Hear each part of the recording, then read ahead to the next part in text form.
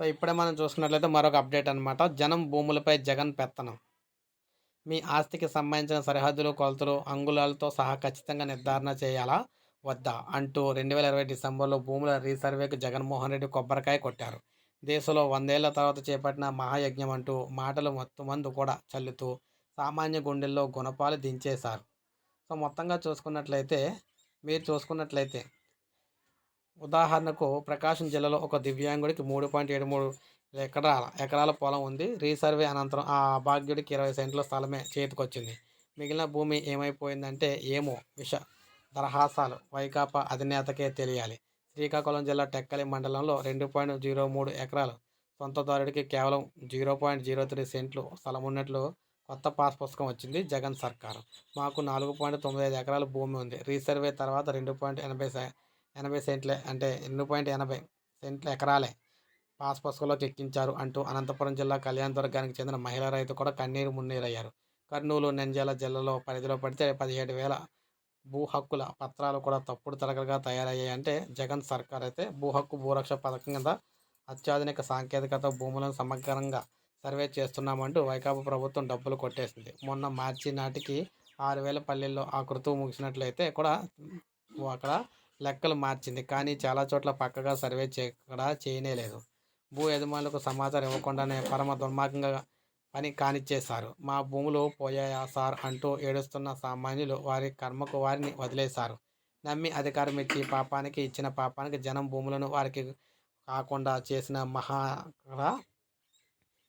మహావి మహామాయావి జగన్. తాతలు తండ్రుల నుంచి వారసత్వంగా వచ్చిన భూముల్లో ఒడ్డు పేరు బంధం ఇక్కడ ముడిపడి ఉంటుంది. కుటుంబ ఆస్తులేమీ లేకపోయినా కూడా తిని తినక చెమటోడ్చి సంపాదించుకున్న సొమ్ముతో స్థలాలు కొనుగోలు చేస్తారు. మరికొంతమంది బిడ్డలు భవిష్యత్తుకు ఆధారం అవుతుందని వాటిని కంటికి రెప్పలా చూసుకుంటూ ఉంటారు.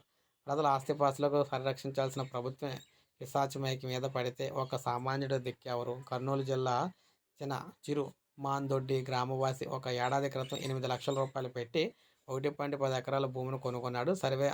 రీసర్వే అనంతరం ఆయనకు అసలు భూమే లేదని తేల్చిపడేసింది జగన్ సర్కార్ యంత్రాంగం. ప్రకాశం జిల్లాకు చెందిన వ్యక్తి ఒకరు 100 ఏళ్ల క్రితం ఓ మహిళ నుంచి 1.9 ఎకరాల పొలం కొనుగోలు చేశారు. స్థలం అమ్మినామె కుమారుడికి వైకాపా నేతలతో గట్టి సంబంధాలు ఉండటంతో భూములు రీసర్వేను అడ్డుపెట్టుకొని కుట్రకు తెరలేపారు. తమ పేరిటే కొత్త పట్టాదారు పాస్ పుస్తకం రప్పించుకున్నారు. ఇటువంటి అరాచకాలు ఎన్నింటికో ఇక్కడ మసిపూసి వేస్తున్న జగన్ ప్రతి ఒక్కరికి వారి భూములపై సంపూర్ణ హక్కులు కల్పించడానికే రీసర్వే చేపట్టామంటూ తమను తాము ఇక్కడ నిగ్గచ్చగా నిరూపించుకుంటూ ఉన్నారు.